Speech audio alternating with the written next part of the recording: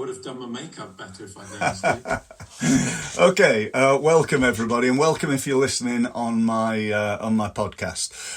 So today I'm here sharing some ideas that I've learnt from other people. I've always, I think, going back to my table tennis days, I always wanted to find the best players to practice with and spend time with them and learn from them. And I sort of figured out at a young age that that's one of the best ways of becoming good. Get around good players, do what they do, practice like they practice, and so on. And I took that into business, I think. So I've spent 27 years now running my own business, helping businesses to improve, but I've done so at the same time as really learning about marketing, sales, business development from many of the best in the world.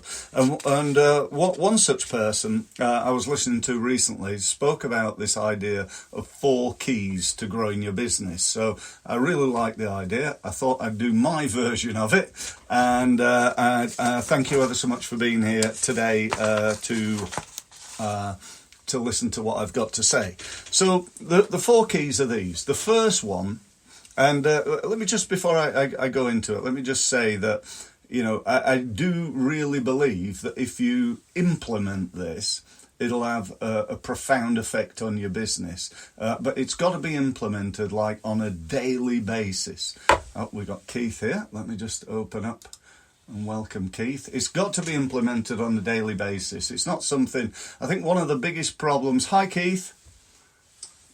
Hi, Steve. Yeah, good to have you here. Thank you. So we've got Keith, Gary, and Alan here on the call right now. We're scheduled to have 8 people, but we'll see if anybody else turns up. But yeah, this is really, really powerful stuff, I believe.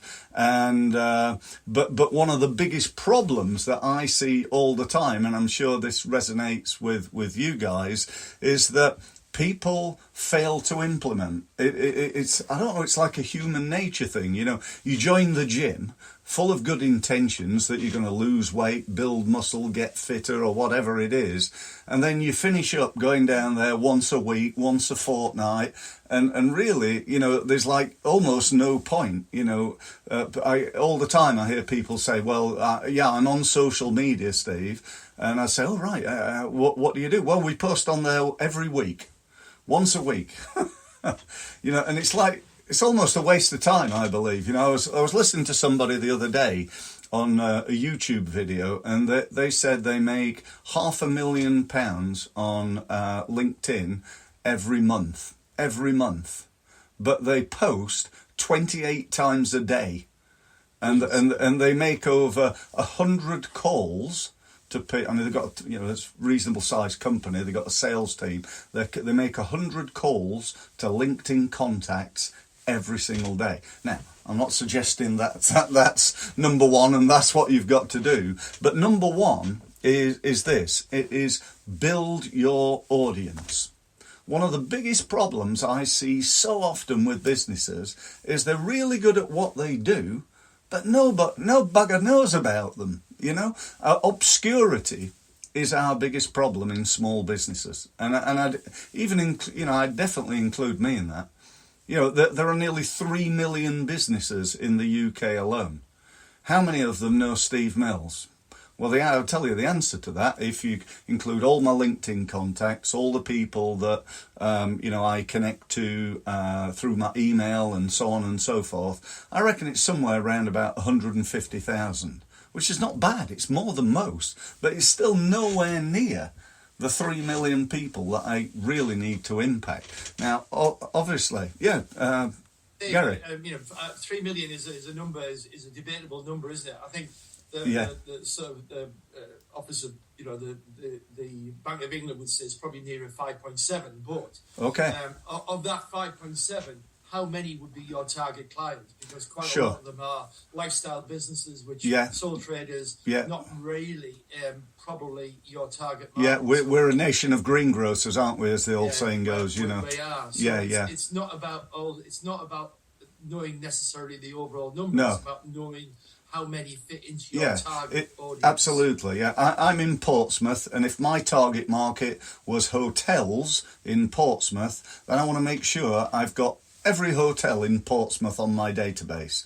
That's they're my market, and I appreciate for everybody here. It's difficult to achieve, but I think if you every day started the process of engaging and growing that database, that email list, that social media list, that LinkedIn list, those followers on YouTube, if you've got a YouTube channel or a podcast or, whatever it is. I started my podcast now, must be 2 years ago. And the first year, I think I had like 120 subscribers. Now I've got 7,000, which is nothing compared with some people. They're into like millions. But I got 7,000 subscribers. And when I do a show, a podcast, I'm getting like 14, 15, 20,000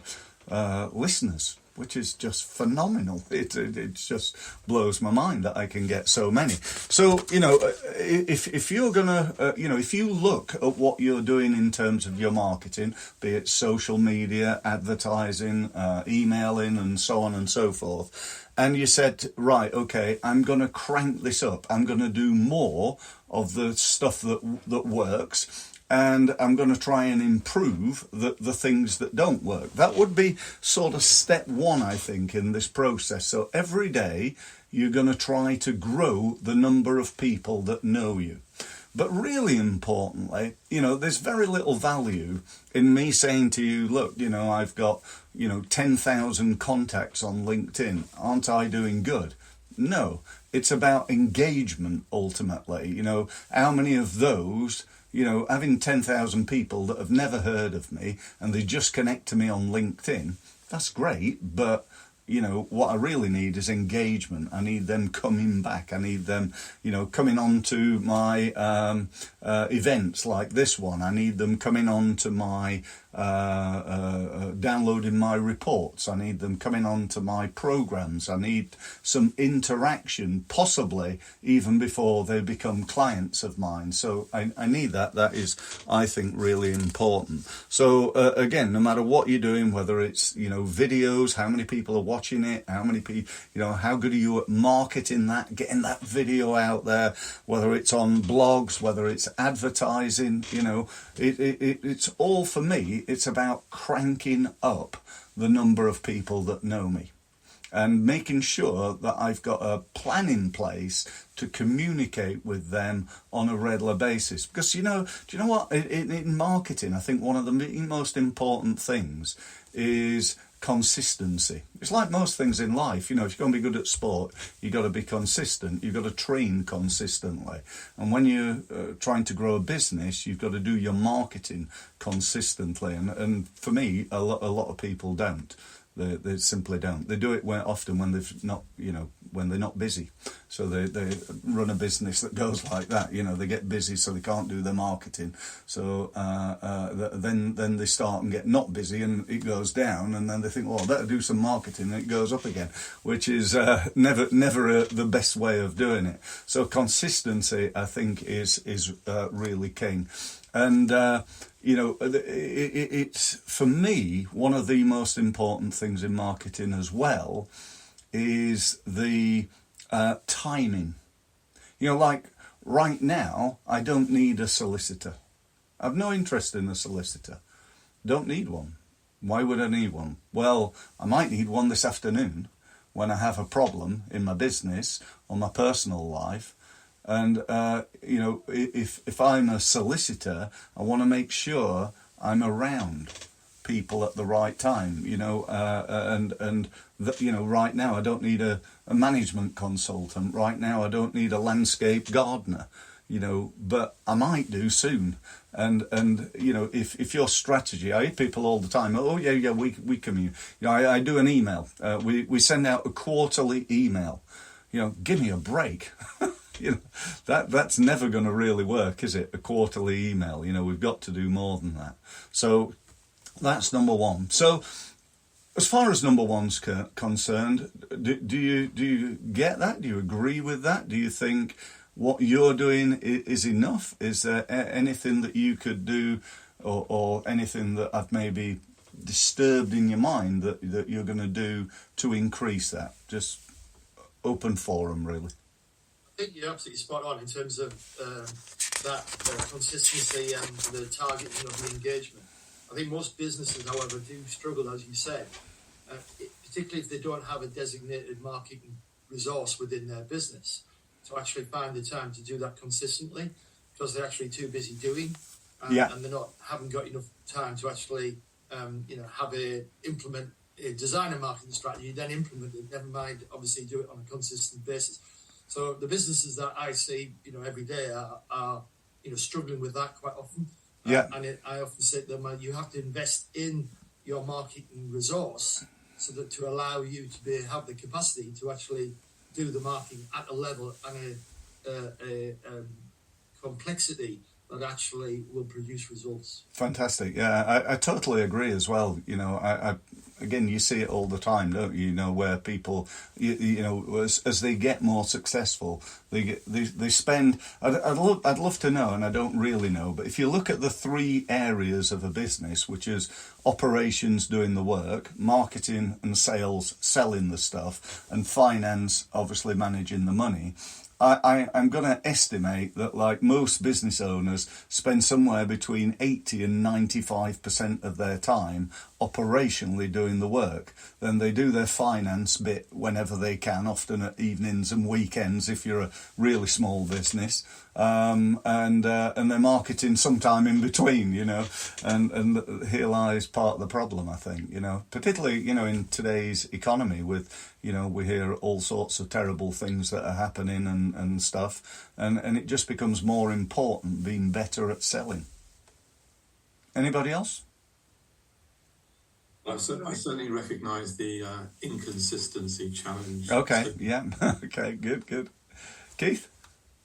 I think one of the biggest issues that people always forget is, what is your capacity today and what capacity do you want to have in the future? Yes. Because your marketing needs to be to get you to that future capacity. Indeed. But marketing, of course, is only part of it. You then need your people plan, etc., to make sure you've got the resource. Yeah, absolutely. I find a lot of my clients don't actually want to grow. They've got to a stage where they're happy. They might need to market to get a few replacement clients again, but not for growth. No, and that's fine. I really, that is brilliant. I say to people, fantastic. If you're happy and you've got what you want and your marketing's giving you what you want, and it will do going forward, why change? Why change? You only need to change if you need to do better.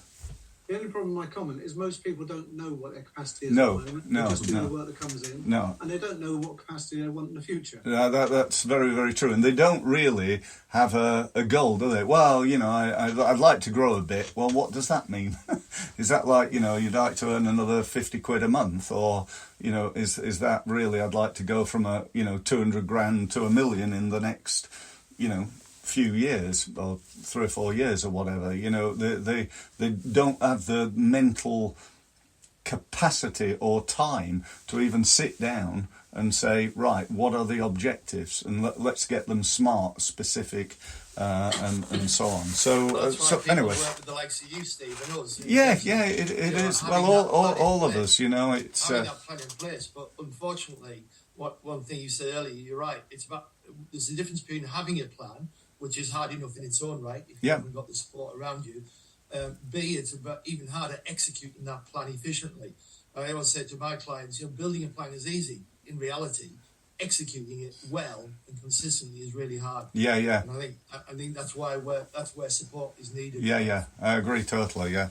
So number 2 in this 4-step process I'm going to go through is make more offers. Make more offers to people. People don't make anywhere near enough offers. I hear people telling me on social media, you shouldn't be selling on social. What the hell not? What am I there for?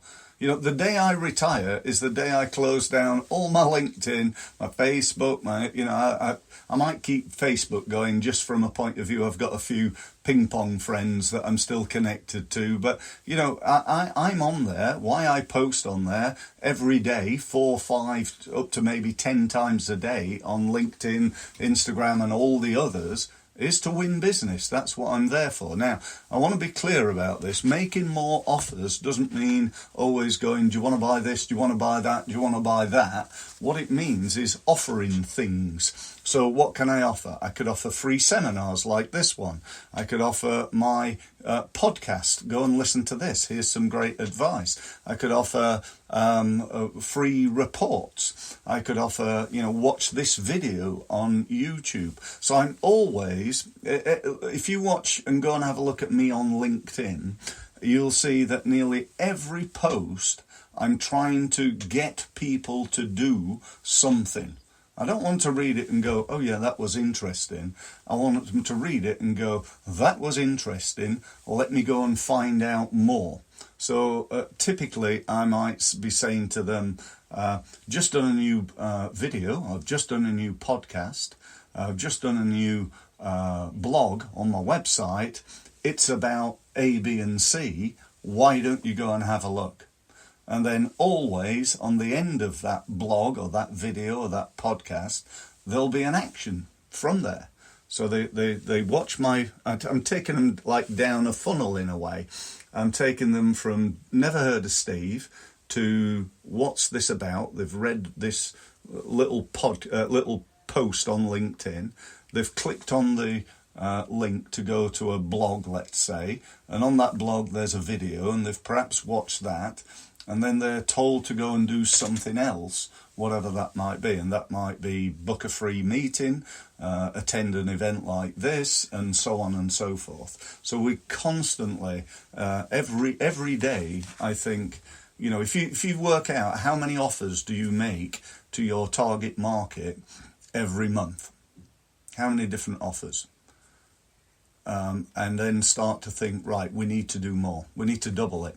We need to get ourselves in front of people. We need to get ourselves in front of more people, which is what I was saying in step 1. Step 2, we need to make them more offers.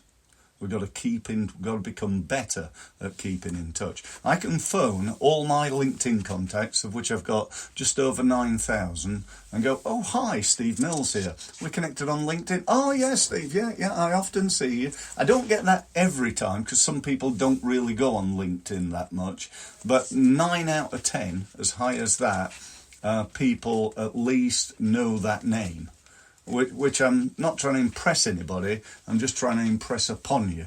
That takes a little bit of time and effort, and that's step 2 really. So I think just a quick point there, in terms of that is called your personal brand, isn't it? Yeah. Your personal brand obviously is linked to your business brand. Yeah. And ultimately, irrespective of whether your business is called Steve Mills or whether it's called ABC Limited, ABC Limited still has a personal brand of the owner behind it. And that owner's got a responsibility for building his or her brand as well as the business's brand. Yeah, absolutely right. Yeah. I mean, people. One of the things I picked up from a guy you may know called Jordan Belfont, who's the famous in the film The Wolf from Wall Street, is he said that in business, people buy from people that they know, like, and trust, and they buy from businesses they know, like, and trust, and they buy products that they know, like, and trust. And if you can get like a 10 out of 10 for people liking you, your products, and your business or your brand, the job's done. I mean, Apple are masters at that, aren't they? Love the brand, love the business, love their products. Go into their shop and their guy, there's like 3 people rush towards you, not being hard selling, but it's all about service, and not everybody likes them. Obviously, some people think it's far too expensive and a waste of money and would never buy an Apple. But for me, I'm an absolute advocate. I love it. So there we go. So number 3, step 3, is build assets. We need marketing and sales assets that we can use again and again and again. When I do social, I might, for example, put out a video. I did that this morning. A couple of years back, and I think it's like 3 years ago, I did a video called How to Use LinkedIn to Grow Your Business. It was done on Business Connections Live, so it was really professionally done. I was interviewed, it was, 5 cameras and all that sort of stuff. So it looked really good. But I put that out this morning on LinkedIn. The video was done 3 years ago. And what I did this morning is I scheduled that to go out every 2 weeks for the next, I think it's 20 weeks. Okay, so every week it's going to go out. Sorry, every 2 weeks it's going to go out for the next 20 weeks. Now, why did I do that? People say, well, won't people? No, most of the time, most of the people are not seeing my stuff, and they're not seeing yours either. If I've got 9,000 LinkedIn contacts, how many people are going to watch that video? Well, the answer is about 200, because I know that, I can see. About 200 people out of 9,000. So it needs to go out next week as well, and the week after, and the week after. And there are systems out there that automate that, and I use one of them. There's some great ones out there, Zoho, HubSpot, and so on. So, they're a great resource. So, build assets, reports, write a report, write a book, produce video, produce, a blog. If I've done a blog 2 years ago that is still relevant, is still of interest. If I produce a blog called the 5 Keys to Getting More People to Your Website, right? How long and how often can I use that? Now, okay, it might need updating because there's some new ideas, and I can update that, but I could use that forever. So we need, I believe, a variety of marketing assets in our business that we can use again and again and again. Get that information out there to people. Okay, step 4, and I'm just about on time. I can't believe this. Step 4. Step 4 is to create goodwill. Create goodwill. If you look at the book, just looking for it now, I can't see it. It's there somewhere. No, I can't see it. I was looking for the book by Robert Cialdini called Influence. A great book, by the way, and I strongly recommend people go and have a read of that. In it, he talks about building relationships, and he talks about the keys to influencing people, and one of which is reciprocation. One of which is about positioning yourself, and as I say, the book's really good. So people buy, as I've said, from people that they know, like, and trust. So the more you can do for people, the more people will do for you. I think that's one of the great things about people. You can go out almost to a stranger in the middle of the street and say, "Hi, I wonder whether you could help me." Most people will go, "Yeah, if I can." What do you want? They won't generally go, "No, go away. I don't want to deal with you." Not generally. So what we need to do, therefore, is to try to help people before we ask them for money. And yet I get that the opposite way around all the time. I go onto LinkedIn and somebody says, "Would you connect to me?" I go, "Yeah." Click that button, and inside 30 seconds they've sent me an email that's about that long, that there's absolutely no way they've written it in 30 seconds. And it's just an automated sales pitch. So they're pitching to strangers. And that, I think, is one of the biggest mistakes. I often tell people it's a little bit like, I'm a married man, but if I wasn't, and I thought, right, my strategy for getting married is I'm going to go out today into Portsmouth, and I'm going to go up to as many women as I can, and I'm going to go, hi, my name's Steve, would you marry me? Somebody might be stupid enough to go yes, but we do that all the time in business. We're going up to strangers and pitching them. We need, I believe, to take them for a coffee, which is on the business side. We need to send them some info, get them to watch your video, get them to come along to an event that you're running. And generally, it's just building, it's the obvious thing that we miss out on. We just go for the jugular too quickly, I think, particularly on social. We should be helping, advising, speaking to them. One of the things I say to people in business is the more people you speak to, the more money will end up in your bank. And yet, people, I don't like calling on the phone. I don't want to pester people. Why not? It's not easy. But, one of the actions that I think is a really good action to take is to get on, pick up that phone. My phone, I was just going to pick my phone up and show it you, but I'm recording this on my podcast, so I can't. Your screensaver, right? My phone says, so all day it's sat there looking at me and it says, pick me up and I'll make you money. That's what my screensaver says. And it's just there in front of my face all day. Pick me up and I'll make you money. And it is true, and it's often the missing ingredient in marketing. I'll give you two quick examples. You send out an email.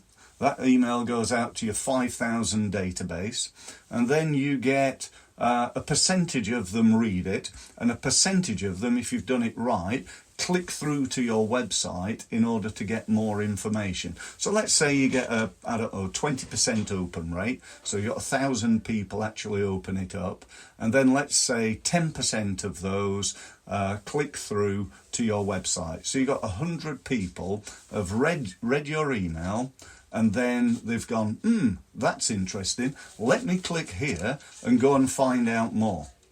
And then what happens? Often, nothing. Out of the 100, maybe 2 or 3 buy, hopefully, or 10, let's say, let's be positive.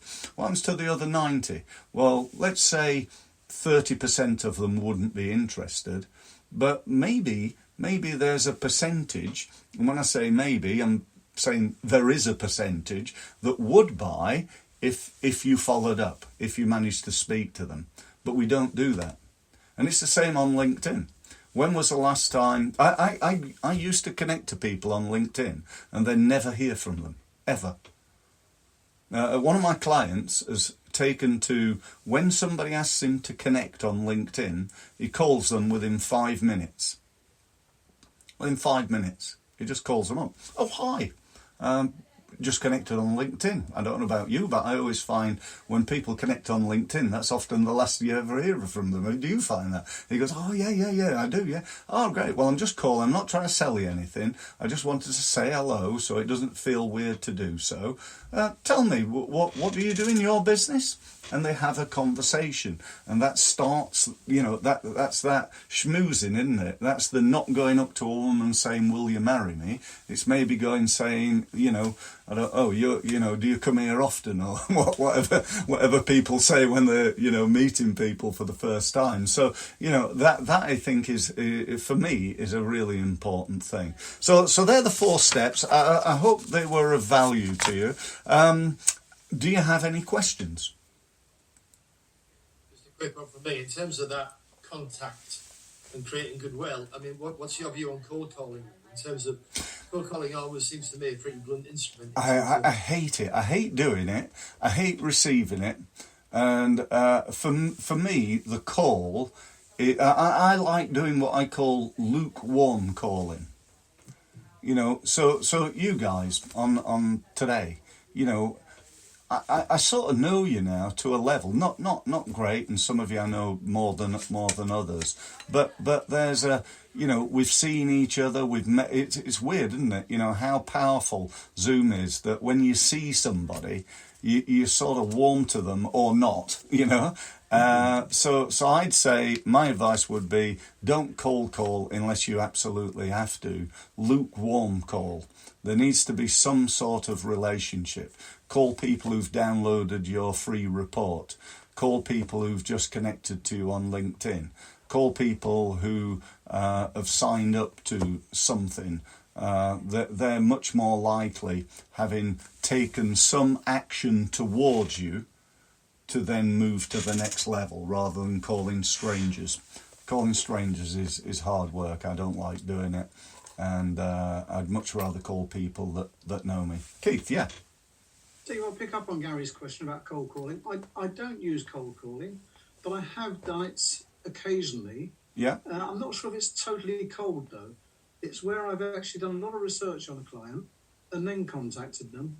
And with making sure you can express in the phone call how it might be beneficial for them to at least have an initial meeting with you. Sure, yeah. I think the problem is when we think of cold calling, most of the time we're thinking about call centres in India who are ringing us 15 times. I had one yesterday, for example. Somebody rang, we told them we weren't interested. 10 minutes later, another call from the same company, yeah. They obviously hadn't got the message. No. And that's the thing that frustrates the hell out of people, because they don't want that. That is interruption marketing. Yeah, I think like most things in marketing, it can be done well, it can be done okay, and it can be done badly. Now, whether that's SEO or cold calling or emailing or whatever, I think one thing that I've known to be true in all my years is that not all marketing works. It just doesn't. In fact, I'd even say most marketing doesn't work. Why doesn't it work? Because it's not always done very well. It's not done. You didn't actually come up with that, Steve. Lord Sainsbury came up with that. Oh, did he? He did when he said 50%. Oh yeah, 50. Yeah. Of all marketing is wasted. It's the trick is understanding which. Yeah, the problem is I don't know which 50%. Yeah. That's an old one, isn't it? And very true for most businesses. But when I start work with them, I say, right, okay, let's look at your numbers. What you're turning over, what's your profit, how many leads do you get, where do those leads come from? What's your meeting conversion rate? If you get 100 leads in, how many of those are you going to turn into a meeting? What's your meeting conversion rate? How many of those meetings do you turn into sales? And people go, oh, well, they haven't got a clue. And how can you improve any of that until and unless you know your numbers? If Steve, I don't want to be rude, but I've got nothing more. Yeah, sure. Yeah, well, we're slightly over, so we will say goodbye. I did say to you guys, if you want to, I'd love to have one-to-ones with you. I'm not going to give you a hard sell. You probably gather for that. But if you just want to chat about your business, you got any questions, just give us a shout, and I'd be very happy to arrange a one-to-one. It'd be good, Keith as well. Keith's a client of ours, and we've been on, he's been on many of my events and things. But we've not spoken for a while, Keith. So it'd be good to have a one-to-one with you if you'd like to do that. Okay, Steve. But the same for the other two. Okay, guys. Thank you ever so much for being here. I do appreciate it. And we'll speak soon. All right, take care. Cheers. Yeah, bye.